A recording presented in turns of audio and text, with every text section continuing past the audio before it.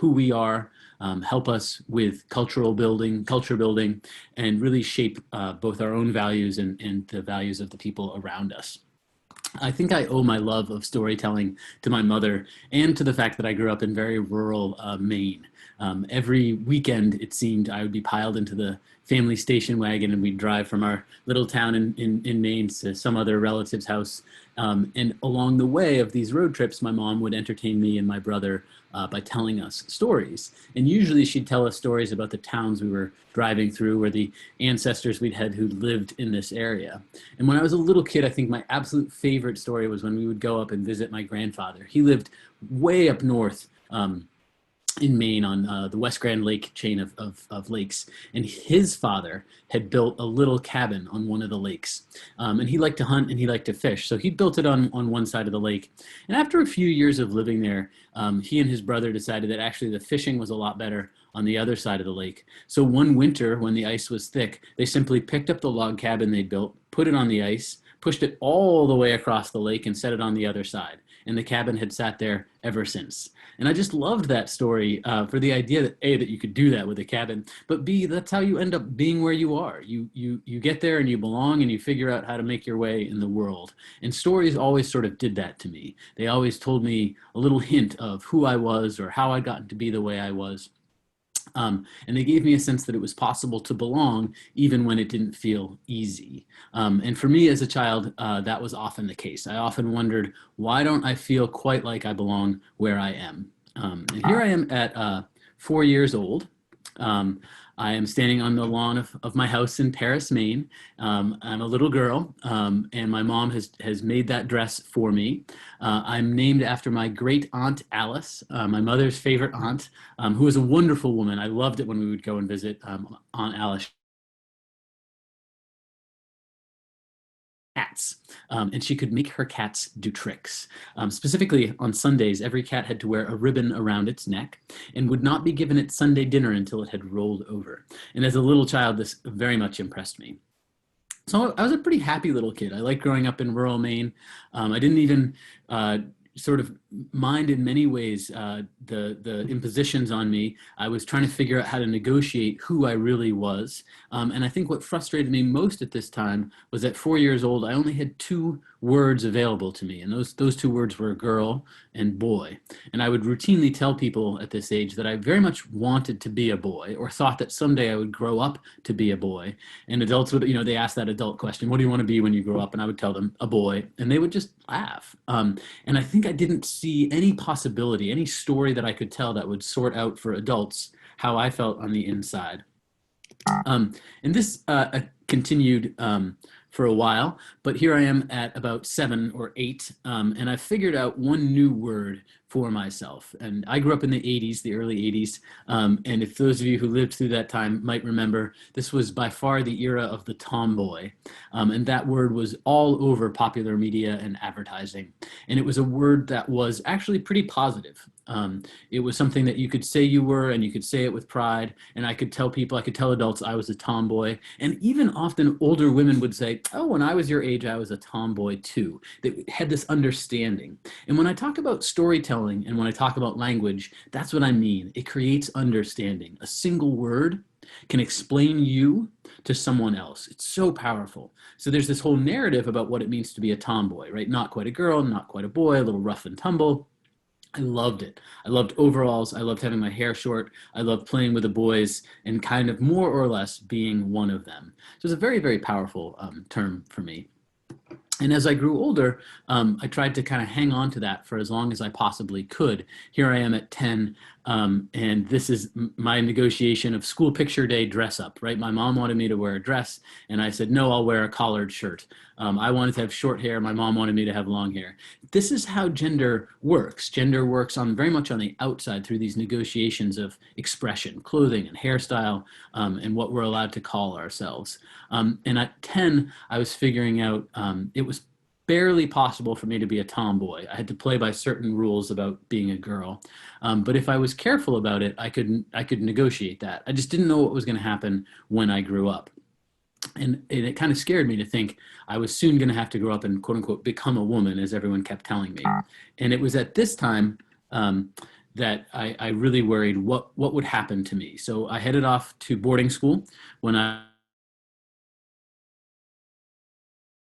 the channel sort of away from being a tomboy. I was being told by teachers and relatives that it was no longer socially acceptable, right? Tomboys have to grow up and become women. So I didn't want to do that, and I didn't have any interest in doing that particularly well. And I went off to high school and became a jock, I think, for want of a better term. I played a lot of sports. I played soccer and ice hockey and lacrosse. I used that athleticism as a channel for how I felt about myself and my gender. I came out as a lesbian. That seemed to be another way that I could explain why I wasn't like other girls. And that became sort of my quest of early adolescence. What's the word? What's the term? How am I going to explain myself to my peers, to my teachers, to myself?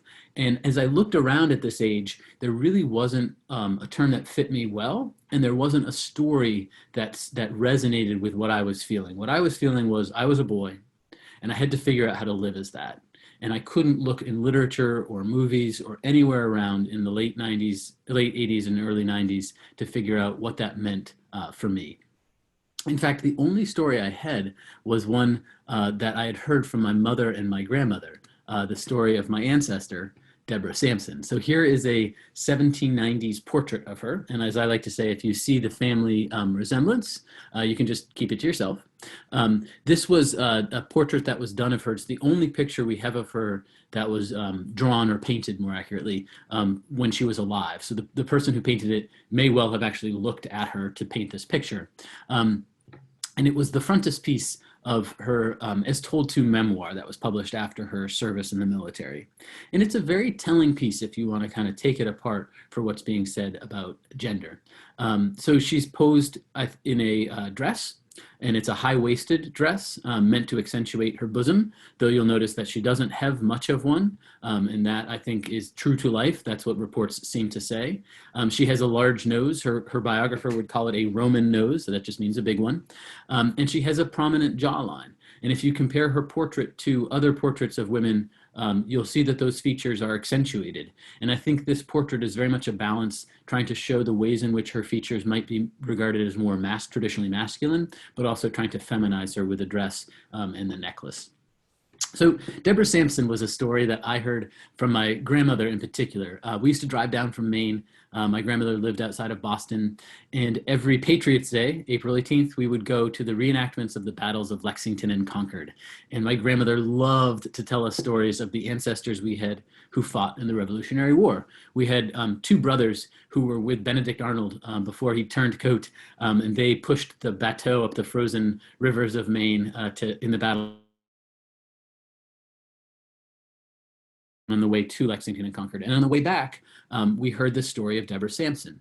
And my grandmother would tell it to me that I had an ancestor who so loved her country, who was such a patriot, that she wanted to join up with the soldiers, that she had watched the boys in her town march out to become men, and she wanted to be like them. And that, as a little kid, that was a story that really resonated with me. Because I looked at the boys around me, I looked at my brother, and I definitely wanted to do exactly what they were doing. So when it came time to write this novel, and actually even before then, Deborah Sampson's story was one that I knew deep down. I knew that there had been this woman in my past, in my ancestry, who had done this amazing thing. She had fought as a man, and I wanted to figure out how. So, of course, like anything else, the real truth is much more elaborate than any sort of boiled down kernel of a tale. So Deborah Sampson was born in 1760 in the town of Plimpton, Massachusetts, not far from where Plymouth Rock is, down in that part of the state. And she was one of 7 children. And when she was about 4 years old, her father abandoned the family. He went to sea as a sailor, and her mother used to tell the story that tragically his boat had been lost at sea and he drowned. But the truth was that he went to sea, took that ship up the coast to Maine, got off, and started a new family.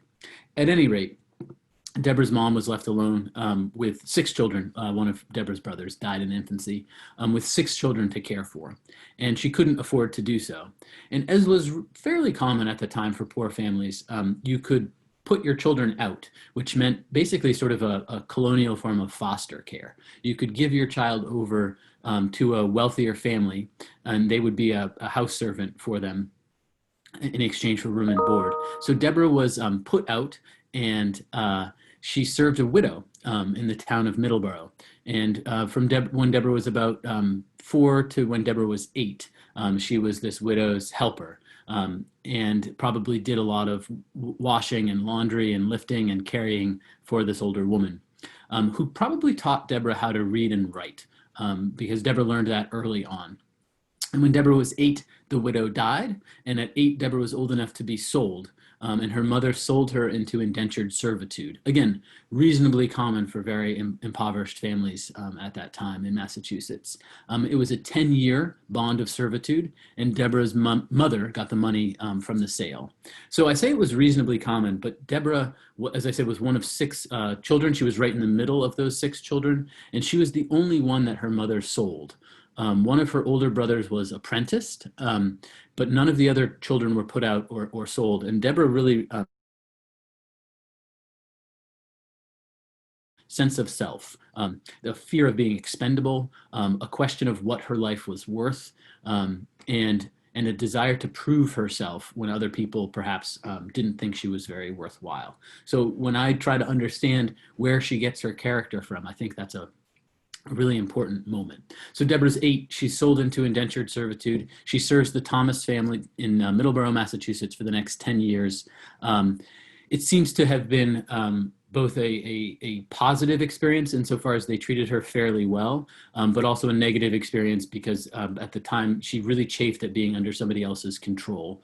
She loved to read, and she was well known for haunting the one store in Middleborough that would get in what were called cheap books, little paperback novel kind of things and collections of poetry, and buying them as soon as she could afford to do so, and then selling them back and buying more of them. But her master, Deacon Thomas, often complained that she was reading too much and not working. So that you can sense a sort of tension there. So when Deborah was 18, she was freed of her indenture.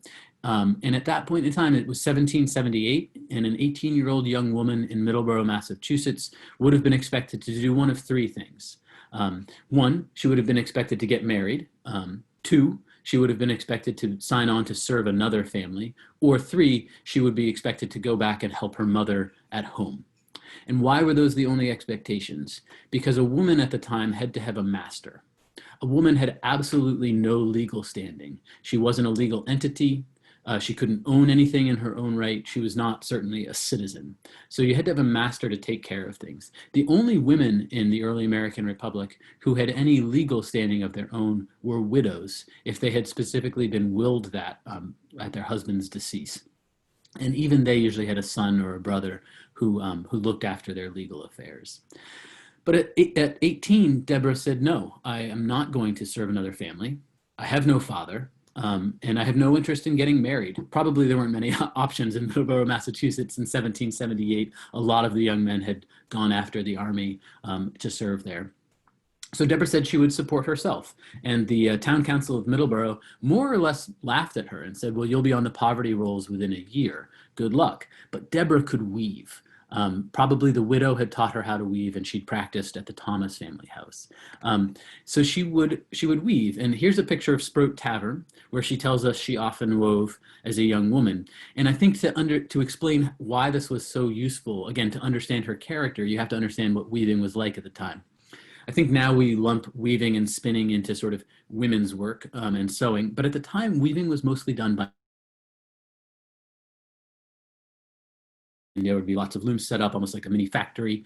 And if you lived in the country, you would save your harvest of wool or your harvest of flax, and an itinerant weaver would come through, and you would hire them to weave your wool into cloth or your flax into linen. So that's what Deborah did. She traveled around the Taunton, Stoughton, Middleborough area, and she would weave. And she would sometimes weave in a family's house if they were very rich and could afford to purchase a loom and hire her. But more often she would weave at a tavern like this one, where they would have looms in the back room that you could rent. Looms were huge. We're talking the size of a double bed. So it took up a lot of space in what were small colonial era houses. So she would weave in taverns and stay upstairs with the maidservants when she wasn't weaving. This is crucial because she would be at the crossroads of women's culture and men's culture there.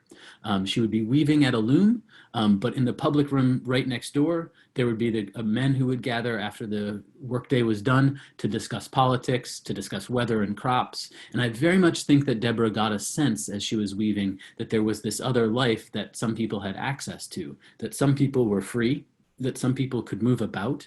And here she was weaving away in the tavern. So I really wanted to see this place. She says she heard the Declaration of Independence read on the front step of Sproat Tavern by the head of Middleborough's militia. And it was a really formative spot for her. And I went to go see it. And when I was researching my novel, and sadly, the building has been torn down. Even in this old picture, it's not in great repair. And the town of Middleborough has preserved one small part of Sproat Tavern. If you go to the Historical Society, this is it. They have preserved the original 1750-ish outhouse. It is a really unique model. It's a 3-seater, and one of the seats is child-sized. And I was just absolutely delighted that they had some artifact from Sproat Tavern. So Deborah was a weaver. She probably was the only independent woman who wasn't a widow in the entire town of Middleborough. And she was notorious for that fact. She was also notorious because she left the Congregational Church, which 90% of the town would have belonged to. And she left it because she disliked the hierarchy. She said when you walked into the Congregationalist church, up front with the nice pews with the embroidered cushions, that's all the rich families who had donated a lot of money. And in back, the not so rich family. And then you would go up the stairs to the first balcony, and then that would be the apprentices and the male servants. To the second balcony, that would be the female servants. And the third balcony, even higher up, was where people of color and indigenous people were seated. And she said she before the eyes of God. So she joined the fledgling Baptist church. And here we are with the first time we see her name anywhere recorded is here in the rolls of the Baptist church when she joins on and converts, or I guess enrolls. So it's striking, again, if you're trying to understand a subject that you want to write on, to think, where do they appear in the historical record? So here she is, almost 20 years old, and this is the first time we have any determined record of her existence. Is this somebody else writing her name in the rolls of the Baptist church? So no driver's license, no birth certificate. And that, again, I think is telling for what it was like to be a poor woman in this time. Very little record of who you were and where you moved through the world. So 1782 rolls around. Deborah's still supporting herself by weaving. She's not making that much money, and she's barely scraping by. There's a lot of social pressure on her to get married or to become a servant again. Middleborough does not like having masterless women around. And in spring of 1782, General George Washington puts out a call for recruits for 3 years men. That's a term of service. And he said he needed each town to raise a certain number. And in Massachusetts, for the first time in the war, nobody wants to sign on. They've all fought before, most of them, and most of them fought for their town or state militia. They have no interest in joining a national standing army. There's a lot of skepticism towards a national army. So town after town across the state of Massachusetts has to raise money, to offer money to pay for recruits. First time in the war, they're having to do that. And Deborah's sitting there at her loom in Sproat Tavern, and the recruiting agent is coming to that tavern every night and saying, 20 pounds of silver, 20 pounds of silver if you will sign on. And I can only imagine what that sounded like to her. A treasure, right? Years of weaving before she would ever earn 20 pounds of silver. And she was tempted and gave way to temptation. And that spring disguised herself as a man. She went to where she had a friend serving in a house. And together they conspired. They stole a set of men's clothes from a a son of that household, and the friend helped her tuck her hair under a cap and go down to the recruiting office and sign on under the name of Timothy Thayer. Alas, in short order, Deborah was detected and threatened with arrest. Deborah was left-handed, and she had a scar along her index finger from a weaving accident, and she couldn't bend it. And it made for a very unique grip on a distaff when she wove, and also a quill when she wrote. And so when she signed on, somebody saw that she couldn't bend her finger and said, "I think that's Deborah Sampson." So she was small town life, right? So she was apprehended, and they said, before they could do so, Deborah ran away. And this is when we get the second mention of her in the historical record. It is written into the notes of a Baptist church meeting that she is to be excommunicated. So it's hard a little bit to read the writing here, but it says, "Considered the case of Deborah Sampson, a member of this church, who last spring was accused of dressing in men's clothes and enlisting as a soldier in the army, and although she was not convicted, yet was strongly suspected of being guilty, and for some time before behaved very loose and unchristian-like." So a couple of things to pause over here. Again, thinking about this character and how gender was understood at the time. She was not caught or convicted because she ran away. And the fact that they strongly suspect her of being guilty, and they're saying behaves in a very loose and unchristian-like way. That phrase, very loose, to me is highly gendered language. And they're making a sort of veiled accusation about what it means when a woman hangs out with men and when a woman hangs out with soldiers. And the veiled accusation they're making is that she was being a prostitute. So this is the sort of rhetoric that Deborah had to push against. And I think this is often the way that gender is misread. Why would a woman want to be with men? Why would a woman want to be like men? And this is a story that society was telling to explain in their minds what Deborah was doing. What was Deborah actually doing? Well, we'll never know because she didn't write down too many details, but we can piece things together. She was going all over Massachusetts. She starts at the Blue Line in Middleborough. She went down to what's now New Bedford, thought about signing on to a ship, becoming a sailor, running away to sea. Thought better of that. She said the boats were smaller than she thought they would be. She goes up to Boston and looks around there, tries to sign on as a weaver, but the city is flooded with young men who've come back from military service.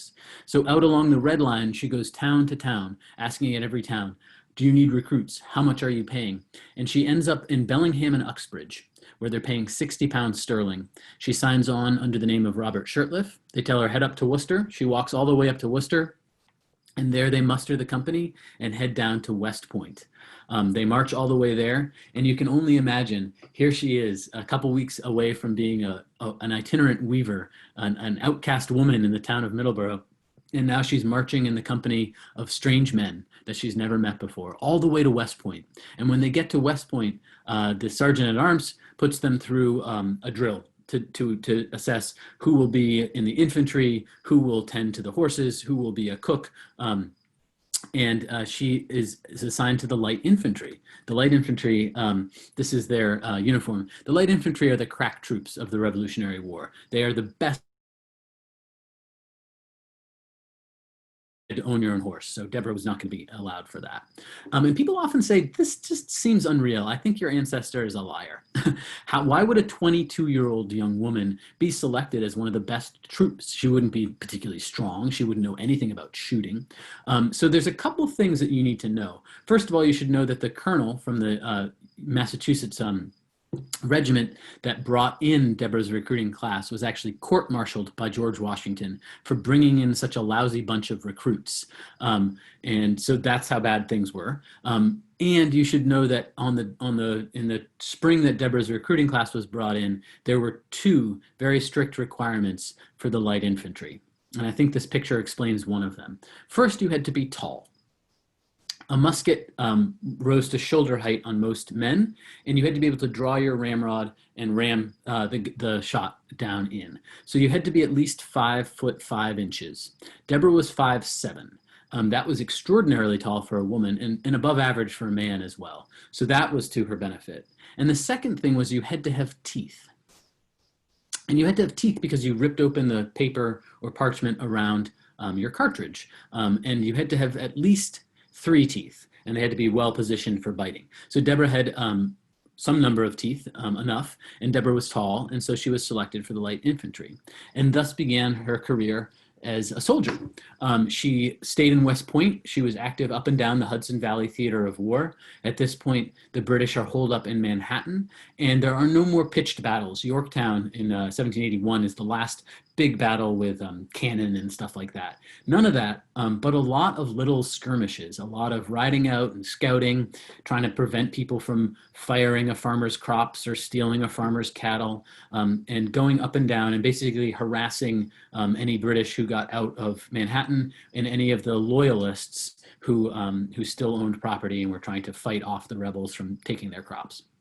So Deborah's very active. She's wounded in one of these skirmishes. She tells us she got part of a musket ball or shot in her thigh and had to remove it herself on the battlefield because she knew if she was taken to a hospital, she would be detected. And she spends the winter in New Windsor, the final cantonment of the war. And when I visited this, it was eye-opening. So this is one of the original huts of the winter cantonment. So the General George Washington is up there, and he's in Newburgh, not too far from New Windsor, and he has all of his men fell trees and build these cabins. And you can see it's pretty rough hewn, and originally it would have had a stone fireplace on each end, so they've taken one off as they've remodeled it. But in this cabin, they had triple-decker bunks, and men in this cabin. That's pretty tight quarters. And the snows were pretty thick that winter. So she passed as a man for that entire time. No one detected her. And when I looked at the size of that cabin and thought about 3 months of winter with snow up to the eaves, I thought, how did she do that? She must have been a remarkable soldier. She must have been above reproach for people not to question her. Spring comes, with it comes a bunch of uprisings. And in the fall, she goes down from West Point with her general, George Patterson, to put down a mutiny in the Philadelphia line. And that's where she is undone. She falls ill with fever. There's nothing military about her downfall. And she's taken to a hospital. And there at the military hospital in Philadelphia, a doctor by the wonderful name of Barnabas Binney treats her and discovers that she's a woman. And I will just pause here and say, in my research for Revolutionary, again, I knew this story in a very cursory fashion. I knew it in the briefest of terms that my grandmother had shared with me. And even so, when I was 14, 15, 16 years old and trying to figure out a story for myself, Deborah's tale was incredibly inspirational to me.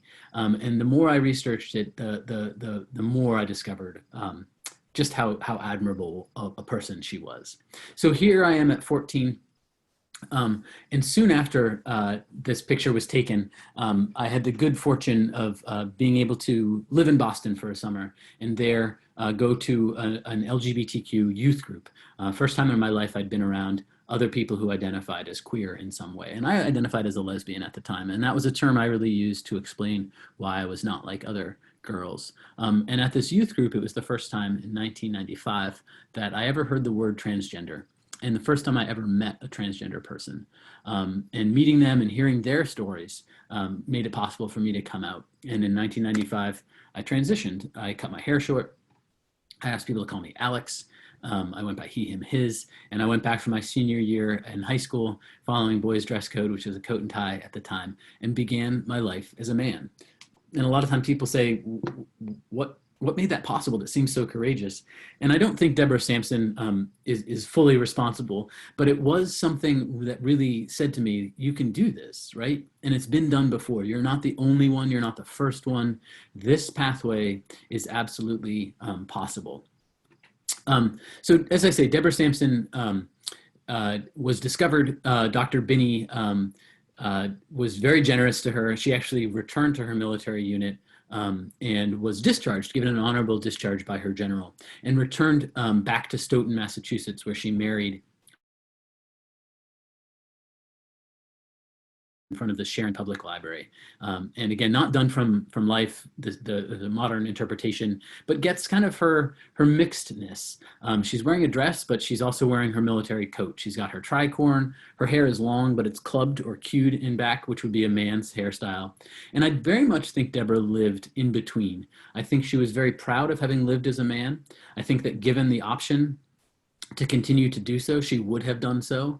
And in fact, later in life, after her children were at least able to take care of themselves, she one more time went on the road. She became America's first traveling woman lecturer. And she'd get up on stage in her dress and give a talk about her virtue and her service and her patriotism. And then she'd go backstage, put on her old military uniform, and go through the manual exercise of arms right there on stage.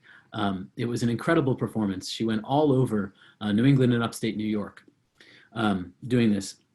And when I learned about this aspect of her life, I thought, what a clue as to how she identifies, how she thinks of herself. She thinks of herself as a soldier. She thinks of herself as someone who has this capability, that even though she's living as a wife and a mother, she's still very much able to do the things that a soldier does.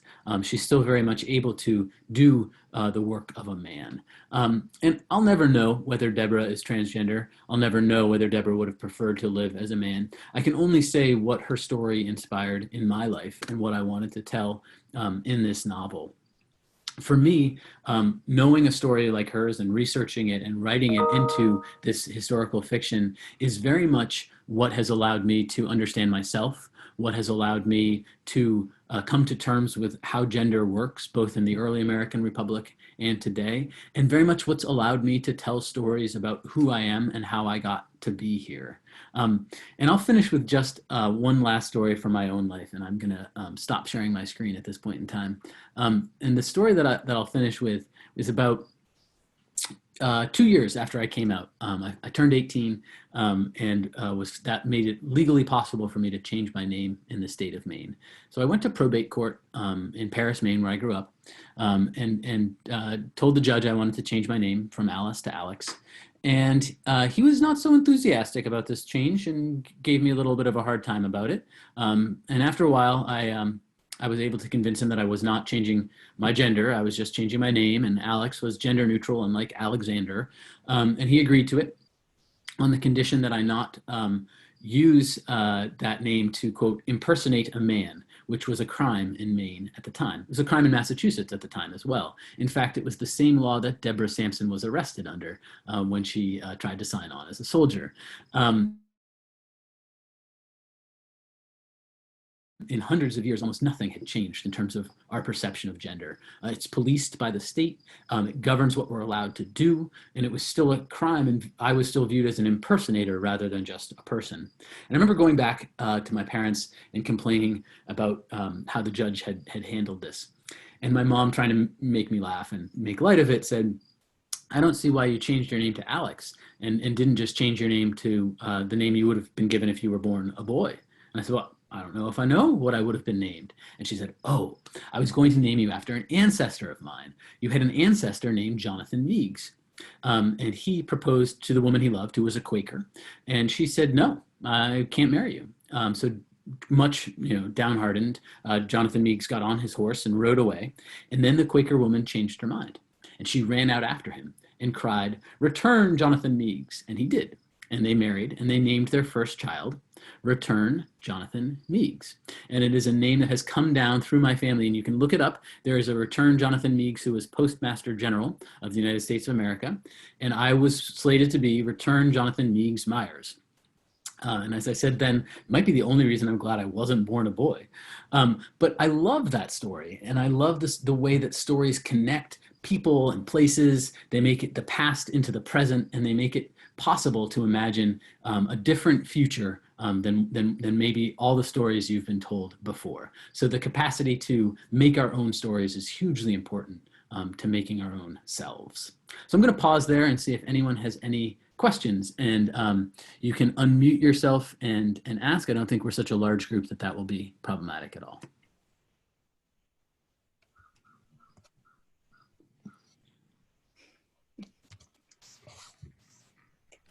Alex, I would just like to say thank you for your courage. And I have to say, I am a Quaker, so I relate to the Quaker woman, but thank you for your courage and for your story. I look forward to buying your book. Well, thank you. I hope you enjoy. And I would say for myself that it's, I think coming to terms with that took some courage, but I think I've had it from family and friends along the way. Okay.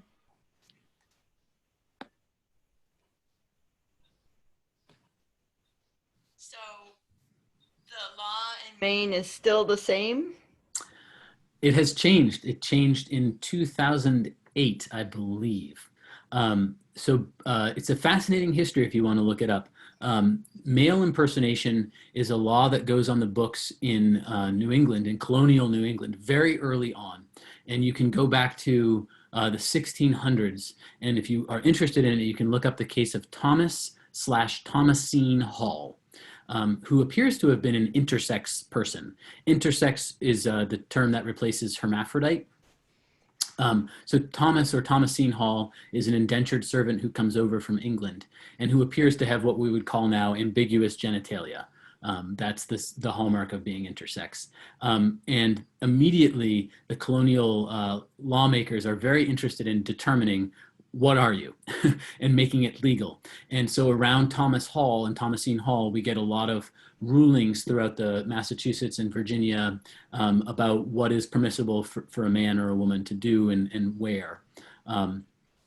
Interestingly enough, there aren't that many laws about female impersonation in New England. But as the American frontier opens up in the West in the 1800s, if you track the laws out there, you get laws against male impersonation. A lot of women went out west disguised as men when the railroads opened up. It was a chance to purchase cheap land and have a fresh start. But it's the first time you start seeing really robust laws against female impersonation out in these frontier towns. You're like, what the heck is going on? Well, these towns were mining towns or logging towns. And they were mostly men. And you could make some good money if you were a man who was willing to impersonate a woman. You could, for instance, be paid to dance. You could be paid for sexual favors. And so you get some men who dress as women and get payment for sex work, effectively. And so you soon start to see laws against female impersonation across the American frontier. Why we police gender, what are we actually policing, what are we trying to control? And of course, historically, women are much more likely to be subject to laws on governing their body and their behavior than men are. But that in the American frontier is one place where we do see female impersonation policed.